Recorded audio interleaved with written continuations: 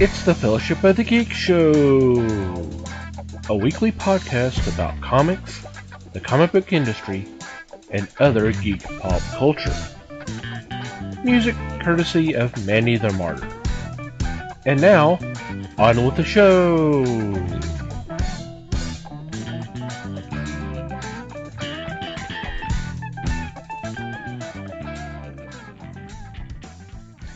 Hey there, everybody. It's the Fellowship of the Geeks podcast. My name is Thomas Chick, and joining me for this episode is Mike Marlowe. Hey, gang. And Les Webster. Hello, all. How are you guys doing?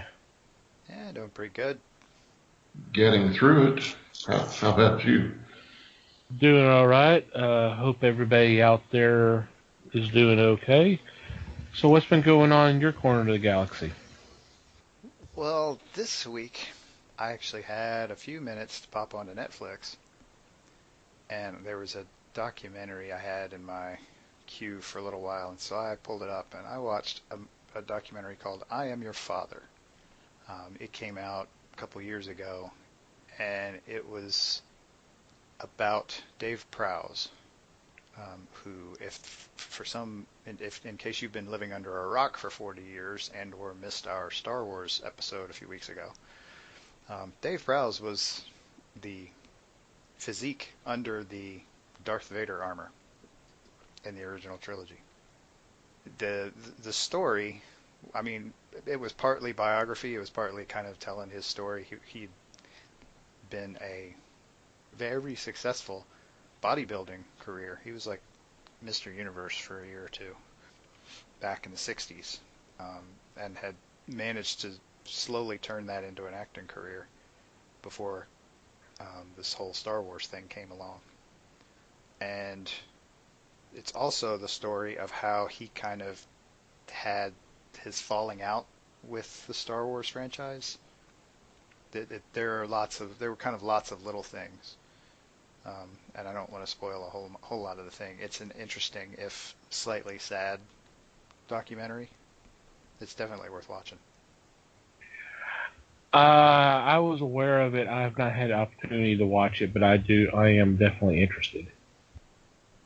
I know he's talked about it a little bit on social media. Yeah, but yeah, I would definitely like to check that one out. Yeah, it is an interesting story. It is chock full of essentially small misunderstandings. Like I said, I don't want to get too spoilery, but right. It is an interesting story. That does sound like something I need to watch. Yep. And like I said, it is a bit on the sad side. I mean, it's not like really depressing, and it's not like horrifically tragic, but it is kind of sad. Okay. How about you, Les? I rewatched a documentary this past weekend called Why Horror.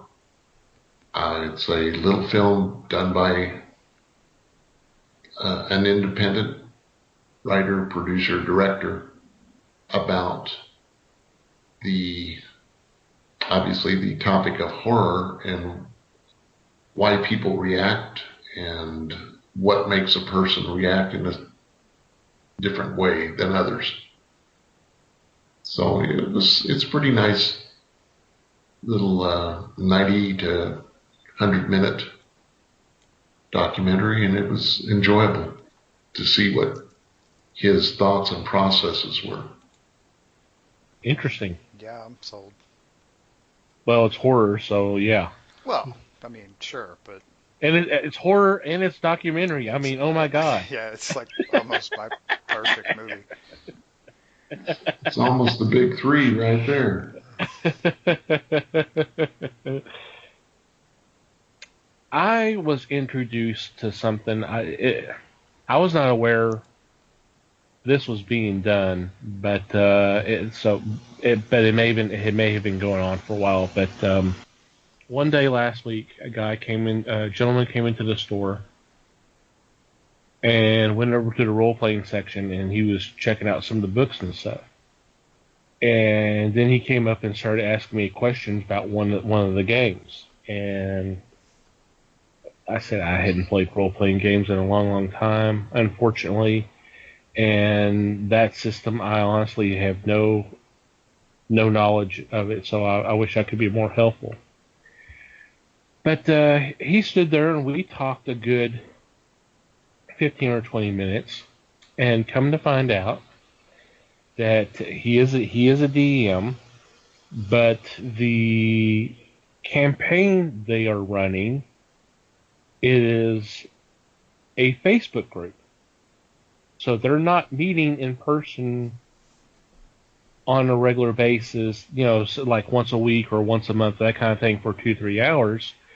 What he does is he posts basically the introduction to the campaign and all that kind of stuff on the group page, and then the players in the comment section start putting in what actions they're about to do, and he would use an app to basically do the dice roll, and then he would post a screenshot. And this is how they're doing the campaign. And this has been going on since February. And for those who may be listening at a later date, we are basically mid-June. So this has been going on for 4 months right now, this current campaign. And I thought this was a heck of an idea, because we're always fighting for time to do things, and obviously devoting a block of an hours to play a role-playing game can be kind of challenging.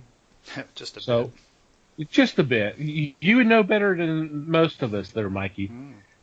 So I thought this was a great idea. Now, granted, you don't get the social interaction like to the degree like you would in person, but he told me of the group of players who are playing right now, and there's actually people that are in the group, and now I'm a part of this group. All they're doing is they're just observing, and that's what I'm doing right now since I just recently joined the group. But some are local. There's a couple that are out of state. He says there's one player that's it's in Australia. Nice. They're playing this campaign, and I just thought this is such a great idea.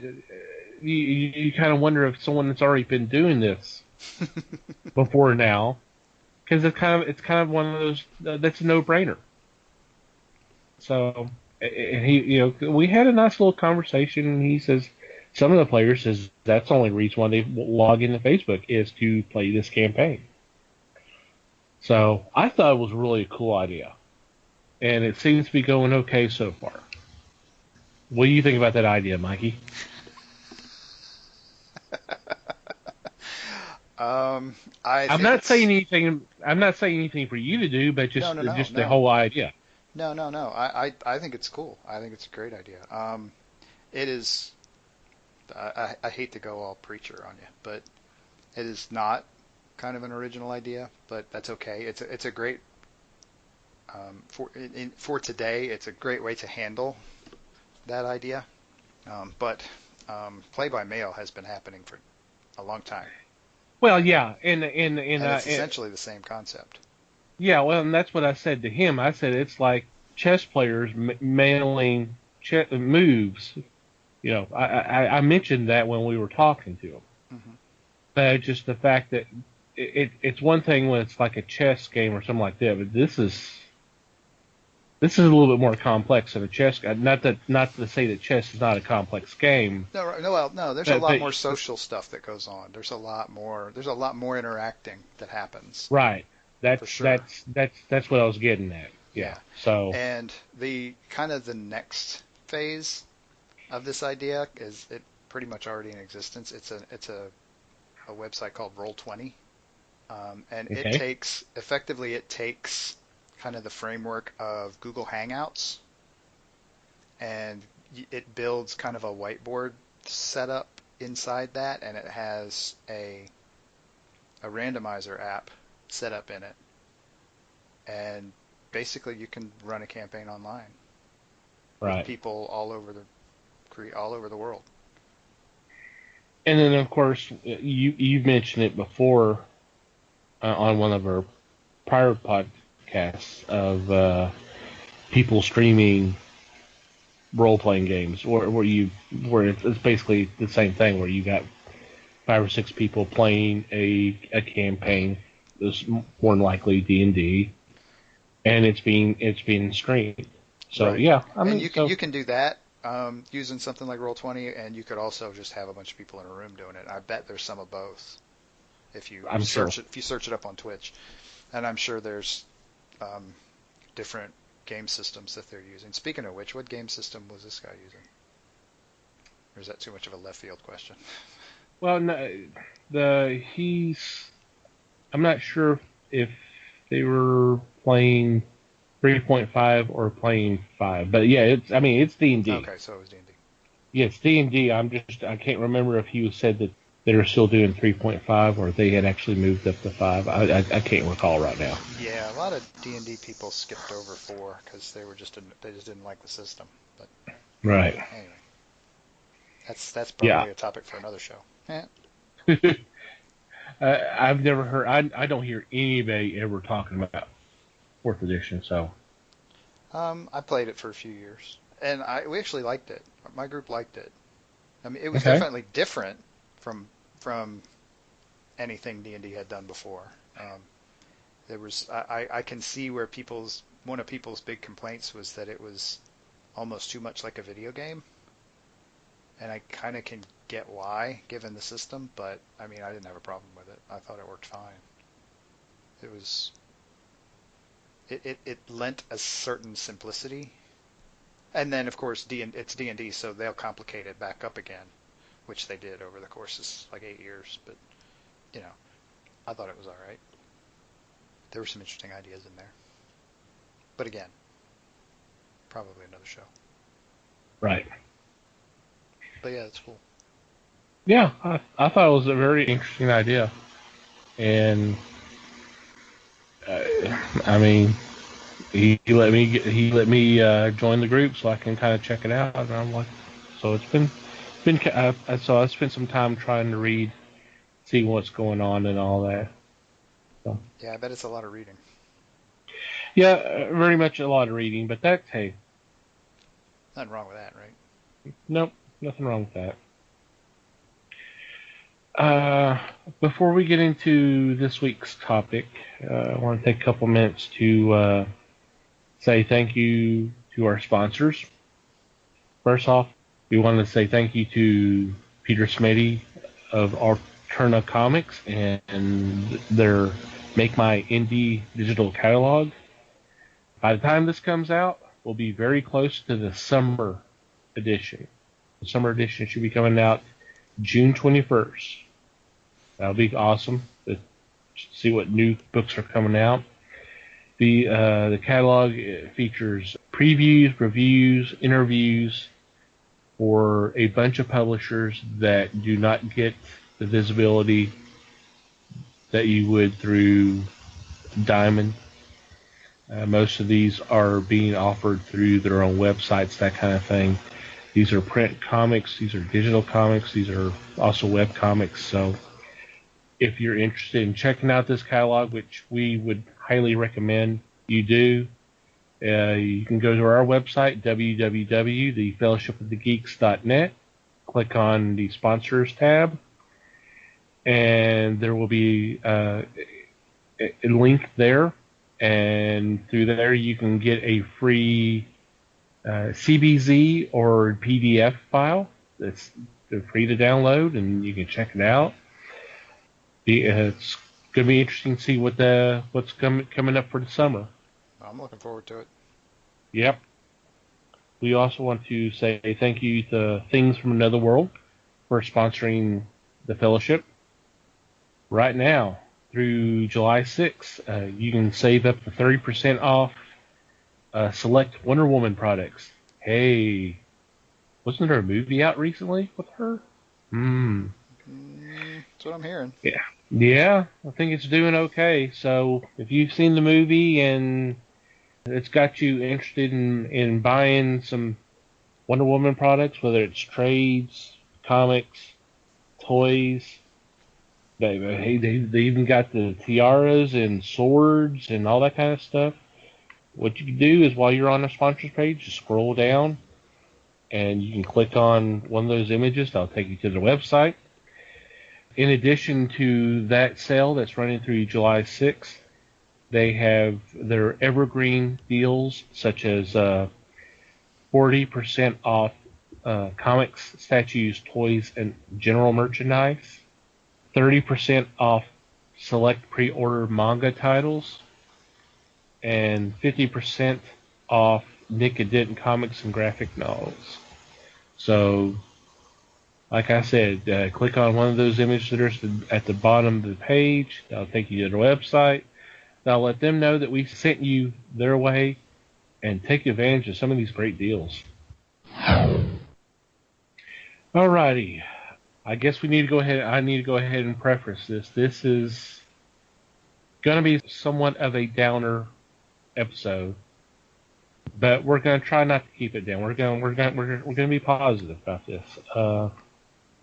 As you are no doubt aware, that last weekend, one of the icons of the superhero genre had passed away, Adam West, at the age of 88, after a short battle with leukemia.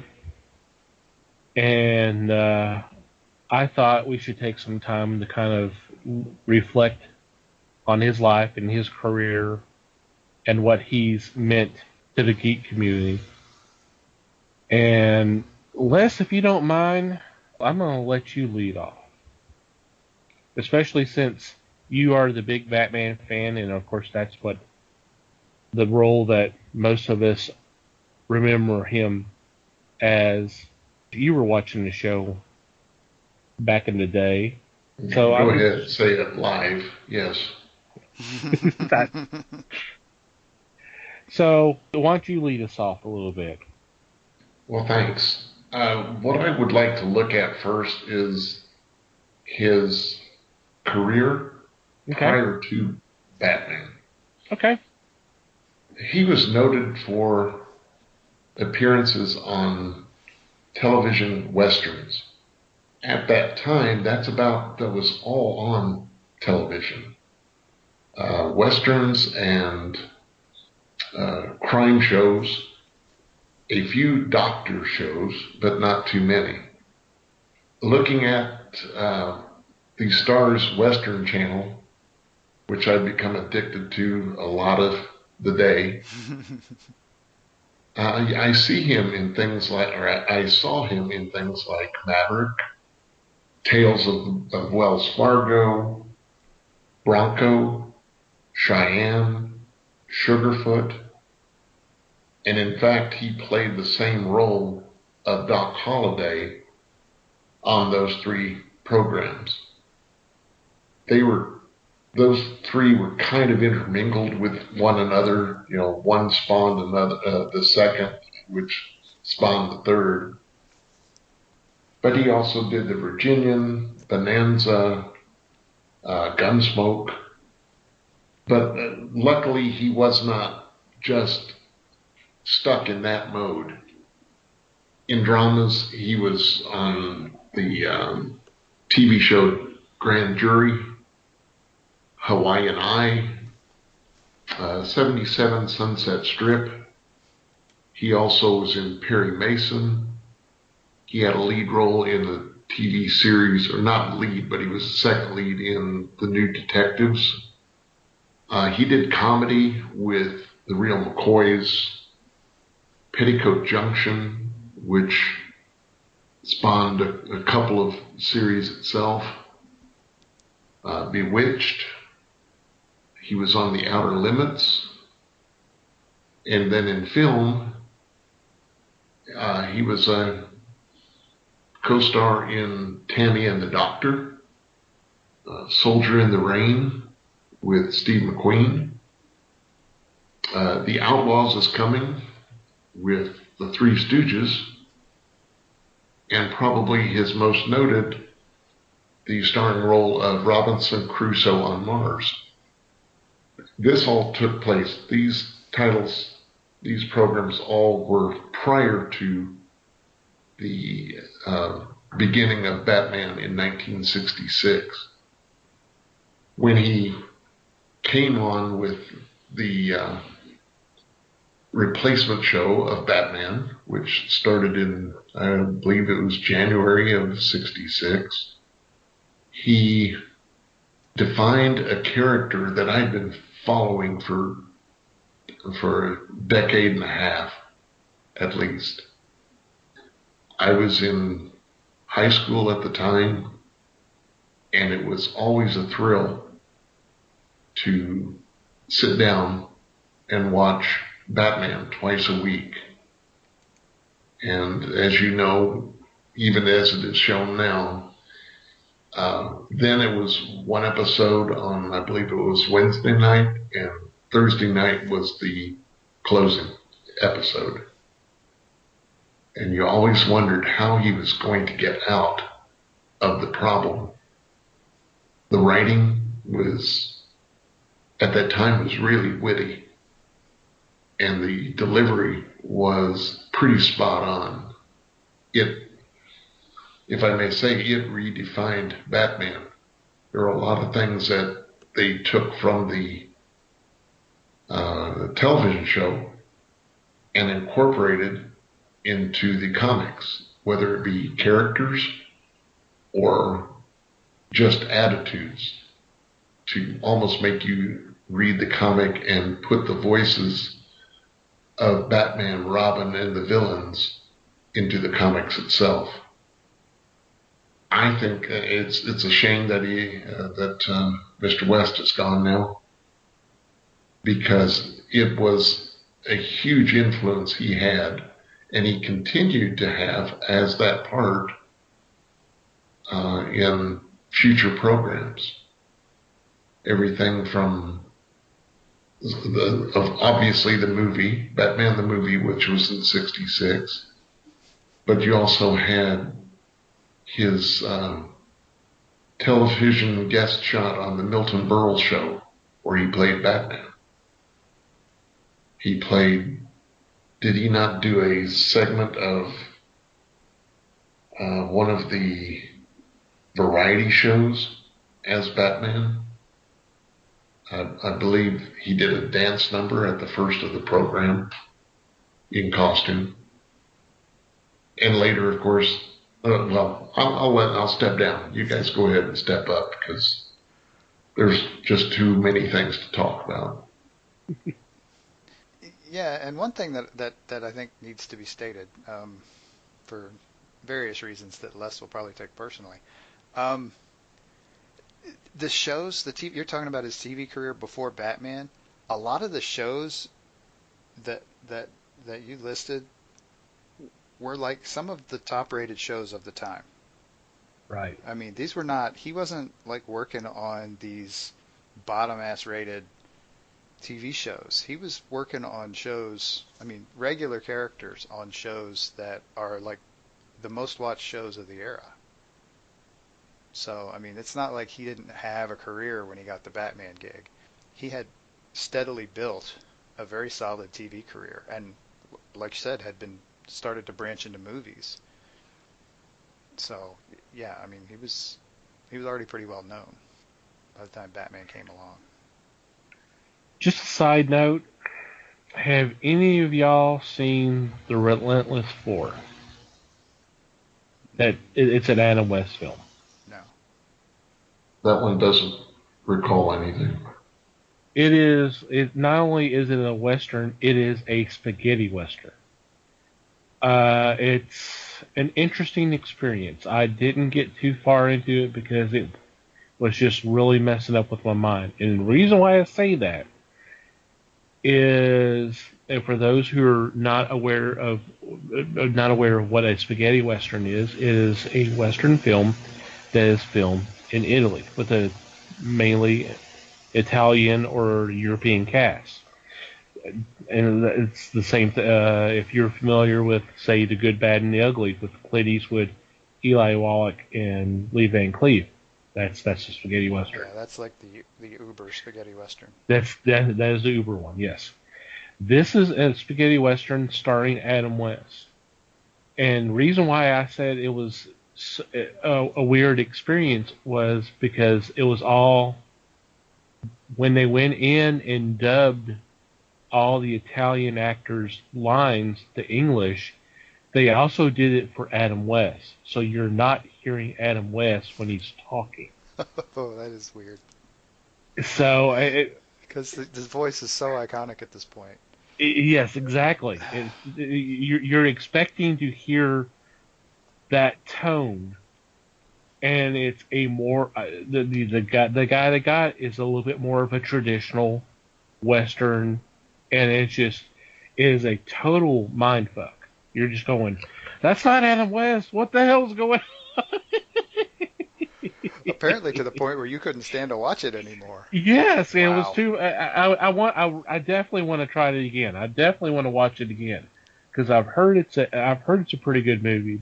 I definitely got to track it down and try it again. But hey, just a little side note about that. It, he was so great as Bruce Wayne and Batman on the show. He did such a great job. It's so great that he got typecast and it caused him to not get any work. I would highly recommend, if y'all have not seen it, is a documentary called Starring Adam West, and it goes over his career. But not only is it that, it's showing the process, and I forgot who was leading the charge of him getting a star on the Walk of Fame. This is a couple years ago because he did get the star. But there was a time where, for me personally, I loved the show as a kid because it's good guys versus bad guys. There was the whole color, everything. It was just so awesome. But when I got older, I noticed the humor, and I didn't like the humor. When I was in like my teens, early 20s, I thought, well, this is so stupid and all that.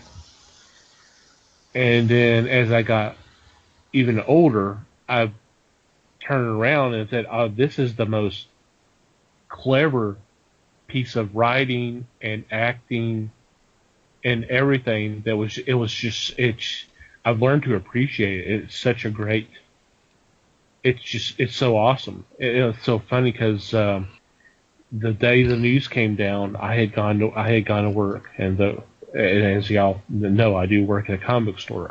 There was a couple with their kid come in, and they had mentioned something about Adam West's passing, and we started talking about it, and they said that their son just doesn't like it. He just thinks it's too stupid. And I kind of turned to look to him, and he says, "You're in your teens, right?" He kind of shook his head, yes. I said, "There will come a time where you'll change your mind about it." Because I was in the same boat you were. And he kind of gave me a glazed look, but I went back to talking to the parents just of the writing, of like how, like if they're battling the Riddler, here's a riddle, and Batman automatically has the answer, and either Robin or Chief O'Hara goes, "Oh, of course," and I'm sitting here going, "Where in the hell did you come up with that?" That was just the beauty of it.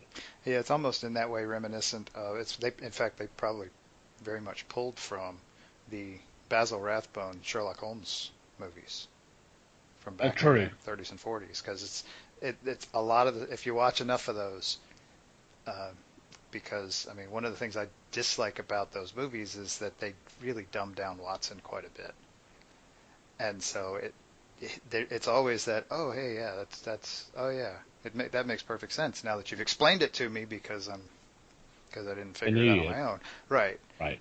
And it's kind of got that kind of paradigm to it, which worked really well for the Basil Rathbone Sherlock Holmes movies, and so there was no reason why it wouldn't work for Batman, Right. given that sort of idea.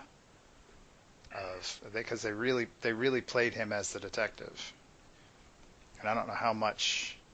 I mean, there hadn't been a whole lot of other forms of media used for Batman before that. I mean, there had been some stuff. There were some serials back in the 40s. Yeah.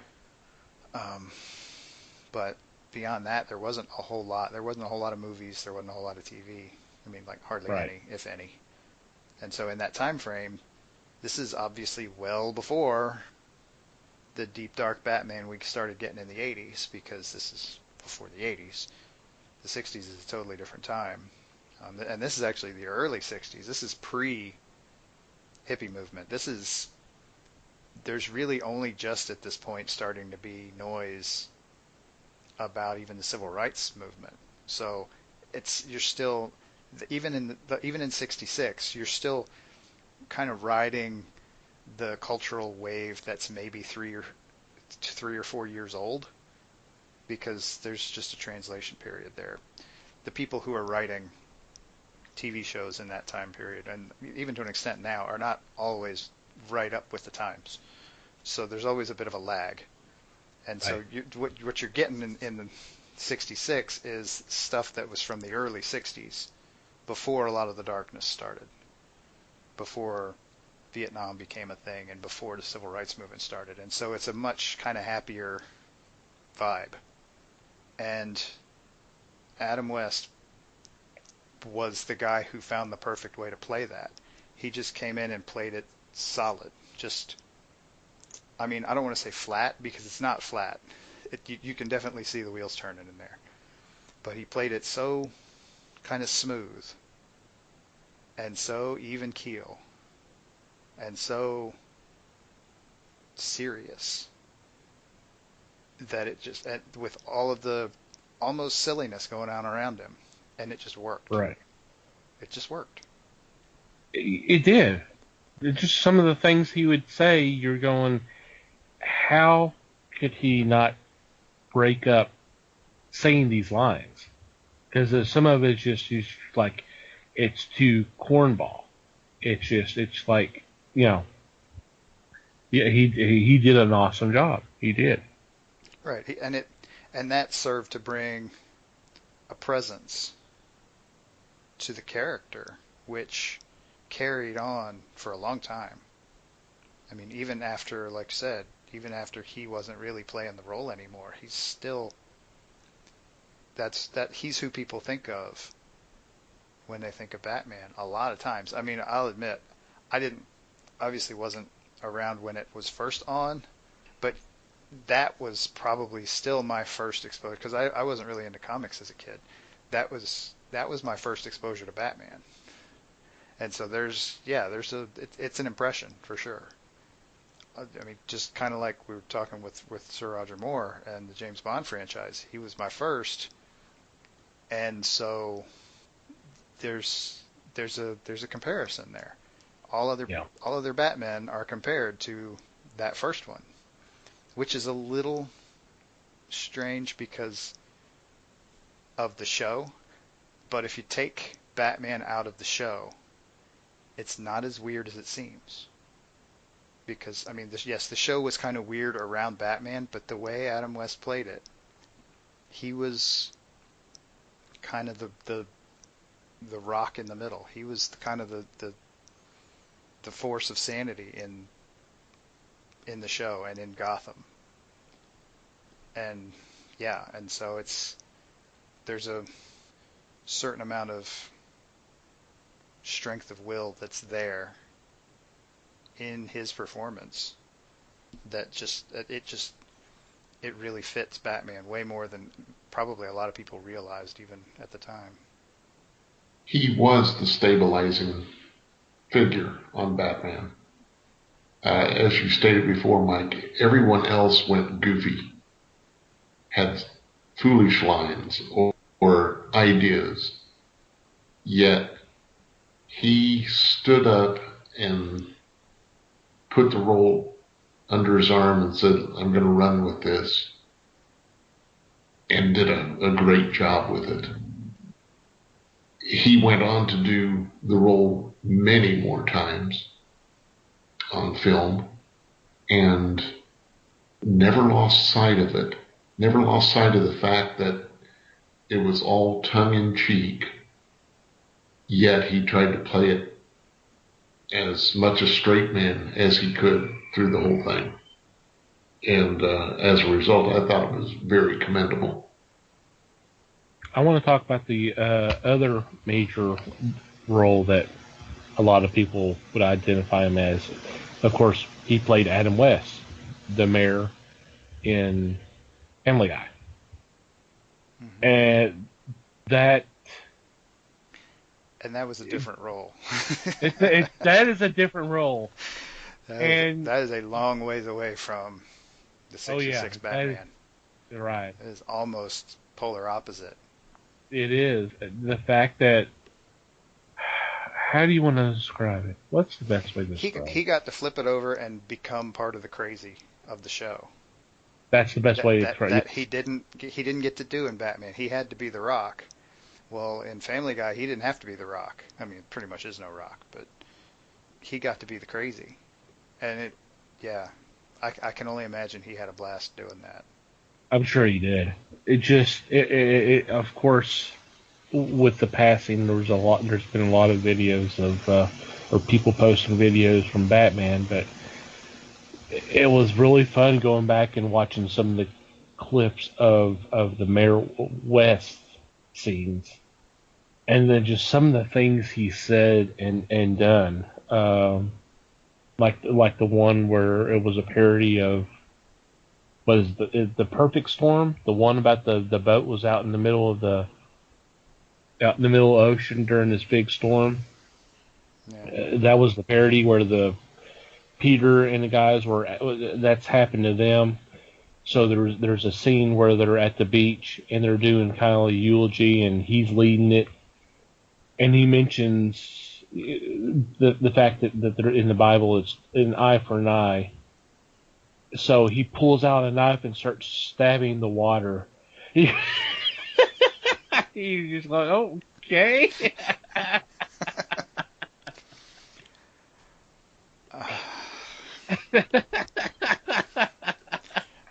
Yep, there you go.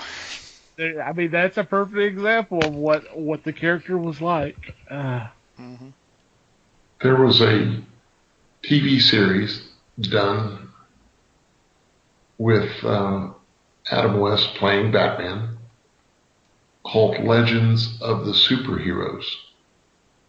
I don't know if you guys ever saw this. This was in '79. There were 2 episodes. One was called The Challenge. The other was called The Roast. In these, you had various villains show up and take on the Justice League. It's essentially what it was the Justice League in full regalia. You had Flash, you had Green Lantern. I'm thinking that one of the characters I believe was Hawkman. And then you had villains with Lex Luthor and Solomon Grundy. The reason I bring this up is if you get a chance to see this, run. Do not walk away. It is one of the most horrendous things to watch. If you think that the camp was thick with the Batman TV series, this goes way beyond. And it is the costumes, other than Wes and Burt Ward. Burt Ward, thank you. Wes and Ward's costumes were pretty good. Everybody else was horrendous. I don't know why they made 2 of them, to tell you the truth. Sounds like it was very much a late 70s superhero show. Yeah. If I may, here are some of the people. Jeff Altman as the Weather Wizard, Charlie Callis as Sinestro, Frank Gorshin. Yeah. Okay. Frank Gorshin as the Riddler. Howard Morris. We all know Howard Morris from the Andy Griffith Show. Howard Morris as Dr. Savannah. William Shallert, who was Patty Duke's father on the Patty Duke Show, was the Scarlet Cyclone. Okay. Not familiar with that one. And some of the characters, Giganta, Captain Marvel, Black Canary, and this was just in the challenge. And then, like I said, you had the other one with the roast, which was treated like a Dean Martin roast. People taking shots. Because why the hell not? Sure. Yes. It to me, it was kind of sad to see, but okay, it was a popular thing at the time to put Batman out in front. Yeah, I'm looking at the images right now. I vaguely remember this. This seems more like the Star Wars Christmas holiday special for superheroes. Yeah, kind of sort of was. Wow. Somewhere I've got them on VHS, and for some reason I don't know why. I would like to watch them just once, just to say, okay, I've watched it. Don't worry, you don't need to watch it. It's fine. It's all right.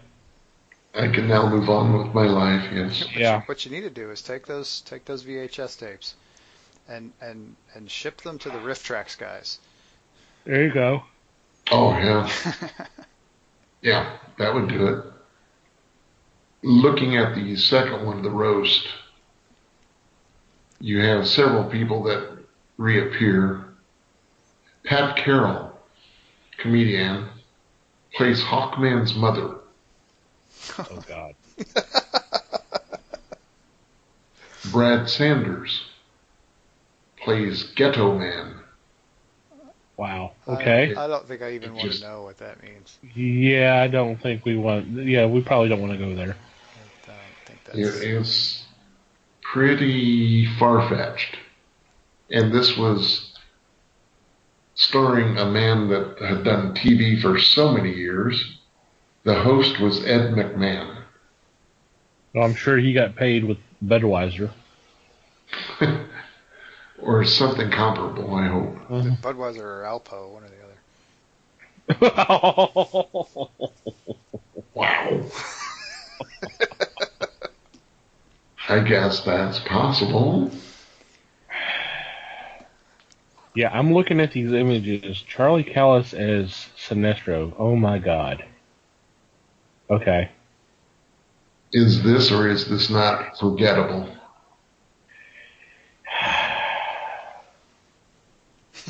I think wow is enough. I think wow says it all. Did you notice who gave the idea to them to do it? No. Sheldon Moldoff, creator of Green Lantern.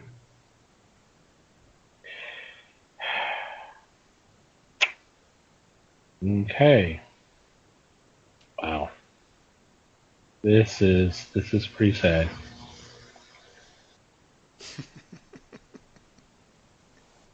Let's set it back up in time a little bit. Another interesting tidbit is a notable role that Adam West actually turned down back in 1970, so a couple of years after the show. Okay. He was under consideration for the role of James Bond. This would have been right after On Her Majesty's Secret Service. Yeah, I was about to say this was right after Lazenby. So Connery was gone. Lazenby had a major falling out with the producers of the Bond films. And so they were scrambling around trying to figure out who the next Bond was going to be. And Adam West was on their list, and he actually said no. That's interesting. He said no. This is a British role. This should be played by a British actor. Okay, commendable. Yeah, very interesting. And so then they scrambled around and scraped together some cash and talked Connery into doing Diamonds Are Forever instead of Adam West. I think it would have been interesting. I think it would have been interesting too. I wonder what it would have done to the franchise, but I think it would have been interesting. Considering, well, I'm just thinking here. Considering what they did go with after Diamonds Are Forever, with a little bit more of a comedic approach, and knowing that he had done that not only just with through Batman, but through his prior roles, I wonder if they would have gone that route, or if they would have kept it more the action oriented, like what they were doing before. I wonder if they would have been tempted to go a little bit more comedic with them. Right. How much different would it have been with him versus Roger Moore? Right. Yeah, that's why I think it would be interesting. Would be to see how they would spin that, and also it would have been interesting to see how, or whether, I guess, going with an American would have seemed like selling out in that time frame, and what that would have done to the franchise. That would be my fear, was that if that's not a British actor, how much longer can you continue to make these films in England with an American actor? Yeah. How long before Hollywood just gets to be too tempting, and then what happens to the franchise if it moves to Hollywood? But anyway. That was very interesting. I did not know that. But you can see why. Oh, sure. I mean, I could totally see it. I could see him doing it. I think it would be interesting to see him doing it, but I wonder politically how it would work. I mean, I don't think it would have been the weird cluster that On Her Majesty's Secret Service turned out to be, or at least the Lazenby situation. But yeah, that was just weird. He played himself in the movie Drop Dead Gorgeous in 1999. If you have not seen this, find it. It's well worth the time. It's about a small town beauty pageant, which goes wrong. And it is very, very amusing, with Kirsten Dunst, Denise Richards, Ellen Barkin, among others. And just to see these ladies on the screen, not necessarily duking it out, but at least verbally punching one another is pretty good. It's pretty funny. Yeah, I haven't seen that one. Yeah, I hadn't either.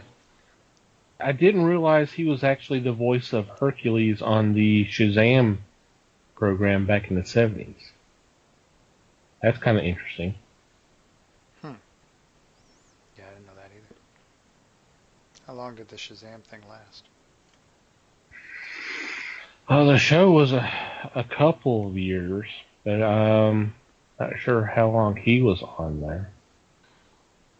It was three seasons. I think he was only on for a short time because Shazam was the strength of Hercules. Mm-hmm. So when the powers first were given to Billy Batson, that's when I believe Hercules spoke. And then that was the end of it. Okay.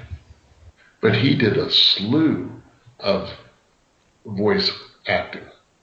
Oh, yeah. Of so many shows. The Odd Parents. Fairly Odd Parents. I'm sorry? Fairly Odd Parents. Yes. He was on there. He was on Kim Possible. He was on...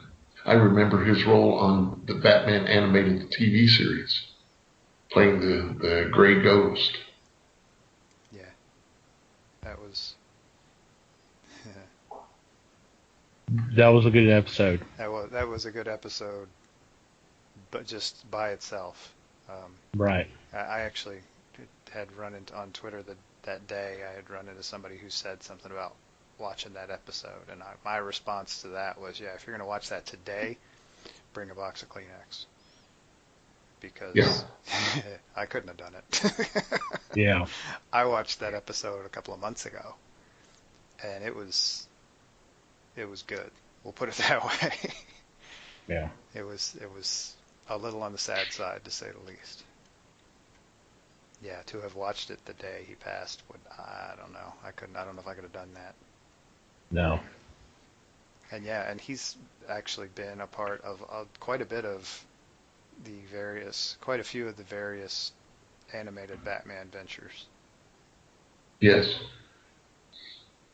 Up to and including the recent, what's the actual title? The Return of the Cape Crusaders. Return of the Cape Crusaders, which came out last year. Yeah. Which was very funny. If you enjoyed the old show, then you would definitely love the movie, because it was on target. Yes, it was. It was so reminiscent of lines and deliveries that you could have sworn it was, other than seeing animated figures, you would figure that it was live.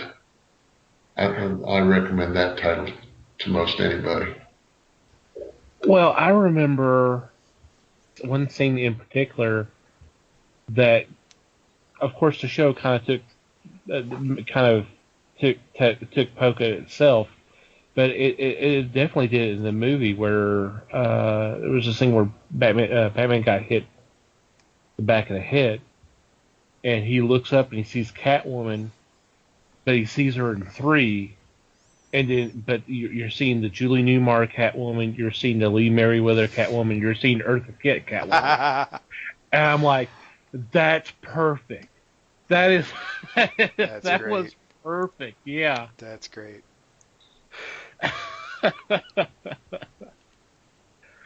And of course, we're getting a follow-up. It's coming up sometime later this year. And I did see something here the last couple of days saying that Adam West had actually completed work.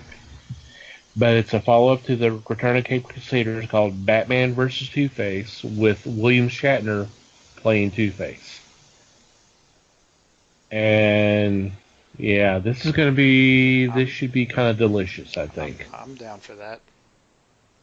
I'm hoping they do this as a theater release, like they did the Return of the Cape Crusaders.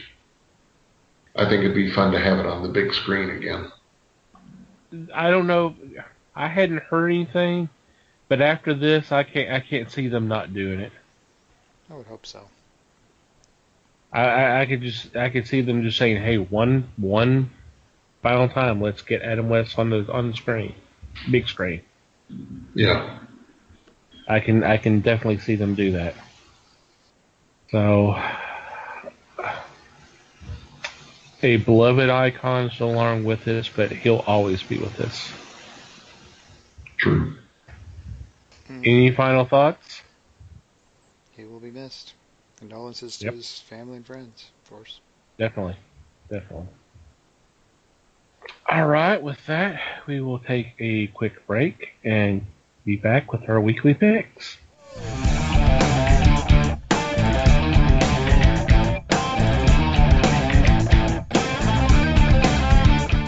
And we're back. It is time for our weekly picks, and this week I'm leading off.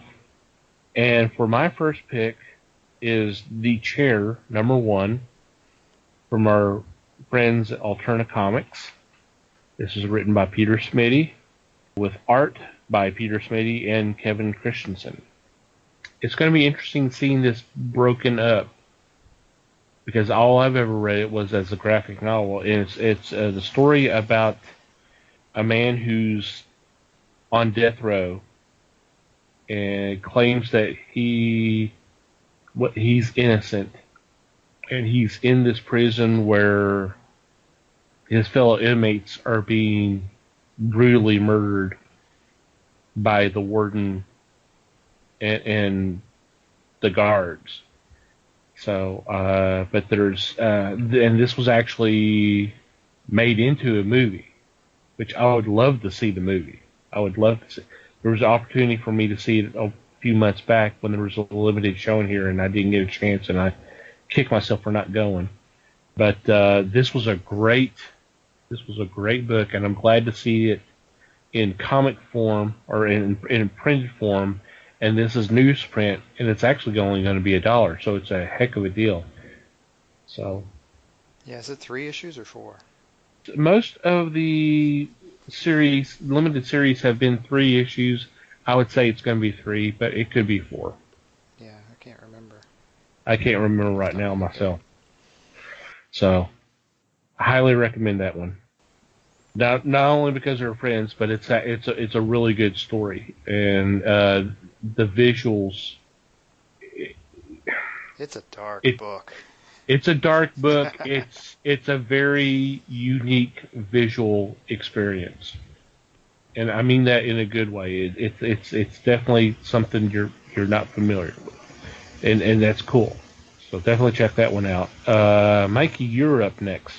Okay, my first pick is not so dark. It is a Boom Studios book, and I'm going with The Deep. Number 6 comes out this week, and I believe this is the end. I think this is the end of the arc, but this is the book.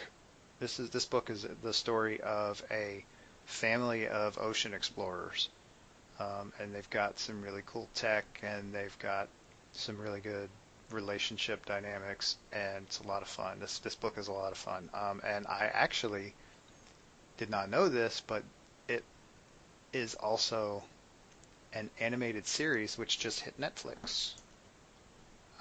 So take a look at this book, and if it strikes your fancy, then go check it out on Netflix as well. I'm going to do that as soon as I get the opportunity.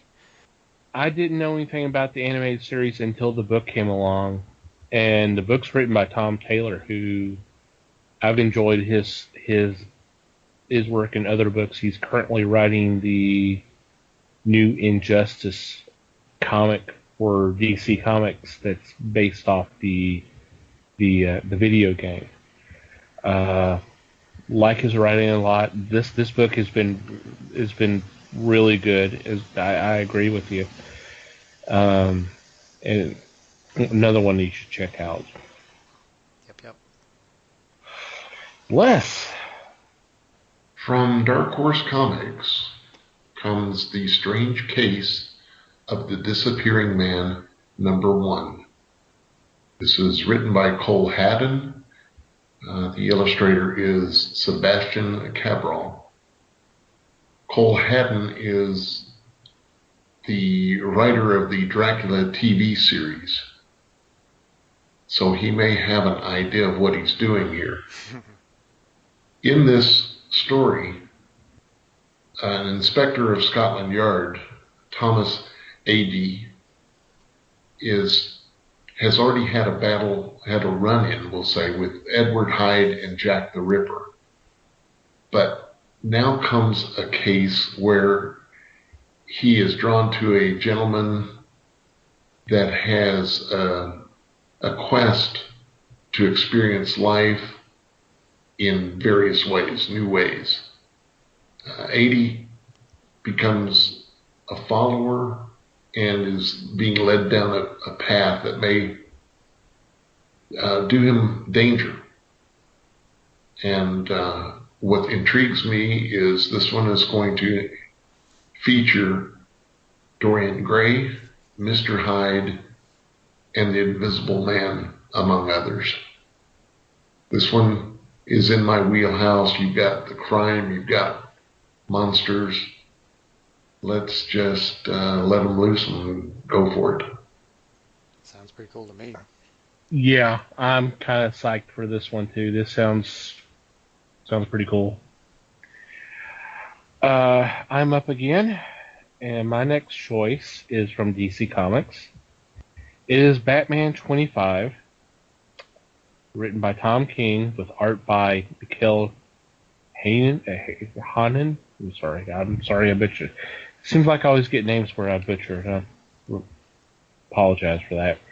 But this is a beginning of a new arc, and this is, from all intents and purposes, it sounds like it's a flashback story, and it's called The War of Jokes and Riddles. So this is going to be basically a battle between the Joker and Riddler, and with Gotham up for grabs. I think this ought to be a really cool story arc. So I would definitely want to check this one out. After their finish of Batman 24, it's going to be interesting how they fit part of that into this series too, because obviously there's going to be something mentioned, something done. Well, see, that's someone was asking me about that the other day, and I was like, well, like I said, this sounds like if this is truly taking place, this story arc takes place at an earlier point in time. I don't know if we're going to get a resolution of 24 just yet, but I could be wrong. And I'm not looking for a finalization. I'm just saying that it's going to appear in this. There's going to be statements made. Well, that's what I'm saying. Well, that's what I'm just saying. I don't know if there's anything going on, if this is going to be a tale that's taking place sometime in the past, but I could be wrong. That's maybe a way I may be reading into it the wrong way, but okay. I could. Who knows? We'll just have to get the book and read. And there's the nice little throwback to the main topic for the show too. So. Oh, definitely, yes. Yeah. Not necessarily intentional, but right. Well, hey, whatever it takes. Right. Mikey. All right. So now I've got the Dark Book, and I've also got the seemingly obligatory Image title. With this one, I'm going with Plastic, number 3. This is written by Doug Wagner and drawn by Daniel Hilliard. And this is, we're mid-arc here. This title is the story of a former government assassin, for lack of a better term, who is retired, we'll say, from said work, until the love of his life is kidnapped, until he is forced back into the whole gruesomely killing people thing in order to save her life. There are several twists in this story that make it very interesting. I don't want to go into too much detail, but let's just say the aforementioned love of his life is an interesting character, to say the least. Mm-hmm. Oh yeah. You definitely want to check it out, though. It's pretty gruesome, but in all the right ways, in all the good ways. And I just realized how weird that sounded, but it's a fun title. It's a fun title. I like it. It has been interesting. Alrighty, Les. My second pick is Crosswind number 1, Image Comics, written by Gail Simone with art by Kat Staggs. I'm looking forward to this one right off the bat because of those two people alone. Mm-hmm. Yep. To assist it's a crime story, which I love to try to find. You have a ruthless Chicago hitman and a smart Seattle housewife. He is pretty slick. She is kind of downtrodden. The thing is, this is a Freaky Friday meets Goodfellas. When an event happens, their bodies, souls, and lives are switched to potentially deadly effect. And to me, that's going to be fascinating to see how each handles the other's life. He has to become someone that cooks and cleans. She has to be someone that goes out and kills. I don't know if this is a finite series, but just the idea, I think, is going to be fascinating. Yep. Mm-hmm. Agreed. Of course, it's Should, Gail Simone, so yep. Should be fun. we're all in. All right. I believe we all have honorable mentions.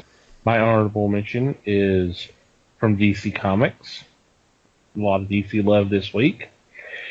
It is Superboy and the Legion of Superheroes Volume 1 collection with stories by Gary Conway, Paul Levitz, Paul Kuppenberg, and Jack Harris. With art by Rick Estrada, George Tuska, James Sherman, Walt Simonson, Jim Starlin, Juan Ortiz, Bob Smith, Jack Abel, Vince Collada, Bob McLeod, and the names just keep on going. This collects for the first time Superboy and the Legion of Superheroes issues 234 through 240, and then reprints the story that was in the Treasury all-new collector's edition C-55, which was the wedding of Saturn Girl and Lightning Lad. I've been looking forward to this since it was first announced that they were doing this. And of course the cover is by Mike Grell, who I'm a big fan of, and I know Les is as well. So I can't wait to get my hands on this and just pour over the pages and kind of go back down memory lane. Hopefully, hope another sign that the Legion will be coming. I mean, we've already been seeing bits and pieces in the Rebirth books, but between, obviously they're trying to whet our appetites, saying they are on their way. Just hold on a little bit longer. They'll be here. Yeah, they're pulling off quite the tease here with this thing. That's for sure. Yeah. Yep. Mikey. Alrighty. My honorable mention is a Dark Horse book, and it is Lady Killer 2, number 5. This is the really long-awaited finale to the second arc of the Lady Killer series. And if you're not familiar, it's probably more of don't remember because it's been so long. But Les and I both talked about this book forever. So, Yep. Josie is the main character. She is a housewife. This book is set in the 50s, by the way. She is a housewife by day and a contract killer by night. And this particular arc has been quite an upheaval for her because she has struck out on her own. And things have gotten a little hairy. So it will be fun to see how this all gets wrapped up. And hopefully we can look forward to some more down the road. But man, this one has been riddled with delays, which shouldn't be surprising considering Joelle Jones is writing and drawing, and she's also a busy lady otherwise, so it'll be fun to see the end of this. She has created such a great world with this title. Yep. Everybody is believable in this. There is nobody that you go, no, that would never happen. This is just too true as far as characterizations go. Mm-hmm. And the art has just been stellar the whole time. Yes. Alrighty, let's. Bringing up the rear, I have from IDW the top 100 comic book films trade paperback. This is by Jerry Gerani and Steve Chorney. I want to see this because they start with Flash Gordon and work their way through the decades. And to find a list like this is pretty amazing to begin with. This makes me want to go, okay, what do they list as number one? Hopefully that's how they handle it. It's, okay, we're going to start with 100 and work our way up. To me, that would be fascinating to see what they rank number one. Because you've got so many. Well, you just said it was Flash Gordon.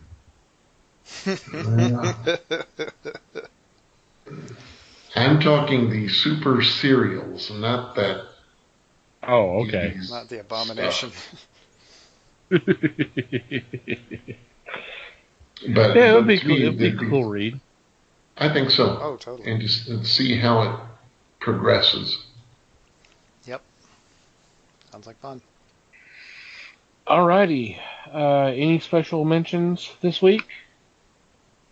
No, just the big thank you to Adam West for the great career. Yeah, thank you for the countless hours of entertainment. Mm-hmm. I iterate that, yes. Alrighty, so we'll get to our regular shout-outs. First off, we want to thank Manny Navarro for the awesome music that we use for our show. Thank you very much, guys. Very much appreciated. If you want to check out more of their music, we'll have a link in the show notes. And, of course, if you go to our website, www.thefellowshipofthegeeks.net, click on our podcast page, and there will be their logo there, and that will take you to their site as well. So thank you very much. Also want to thank the podcast community on Twitter, known as #PodernFamily. A great group of people who've been kind enough to spread the word of the fellowship, and Mikey and I have done our darndest to return that love. If you're looking for a podcast, just anything you can think of, just go to Twitter. Don't necessarily have to have an account. Just do a search, #PodernFamily, as one word, and check it out. There's a great group of people. I'm sure you'll find something that you'll enjoy. And once again, thank you guys for your support. And last but certainly not least, you, dear listener, thank you for downloading this episode and checking us out. And thank you for listening to our prior episodes. Hopefully you've done that. If not, please do. We always value your feedback. If you have a comment, suggestion, questions, anything, please feel free to contact us. We're always wanting to hear from you. And there are several ways you can do that. One, you can go to our website. Once again, that's www.thefellowshipofthegeeks.net. Click on our About Us tab, and there's a form there that you can fill out. Or you can contact us directly through email at thefellowshipofthegeeks.net. You can follow us on social media and contact us that way if you'd like. We're on Facebook, The Fellowship of the Geeks. That is one word, all written together. Please like us there, and you can send us a message if you'd like.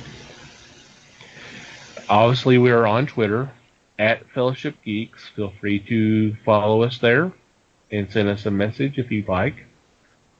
Mikey and I have our own personal Twitter accounts that you're more than welcome to follow us there.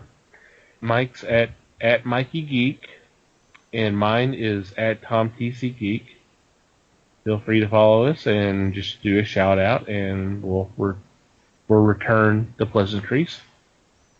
And wherever you download this podcast, whether it's through iTunes, Google Play, Stitcher, or if you listen to us on our YouTube page, please, it would be more than appreciated if you would rate us through whatever rating system they have, whether it's stars, thumbs up, or thumbs down, whatever. And if you have additional couple of minutes, a review would be more than appreciated. Question of the week. Favorite Adam West memory? There you go. Okay. Yeah, tell us your favorite Adam West Batman moment, or Mayor West or whatever else. Right, dip into his later animated stuff. Tell us something. Share. Cool. All right. Did I miss anything? Nope, I don't think so. Okay. Any final thoughts before we sign off? Just thanks, everybody. Yeah. Thank you very much. Thank you, everybody, for listening to this episode and our other episodes. It's very much appreciated. We love you guys. And until next time, read more comics and support your local stores.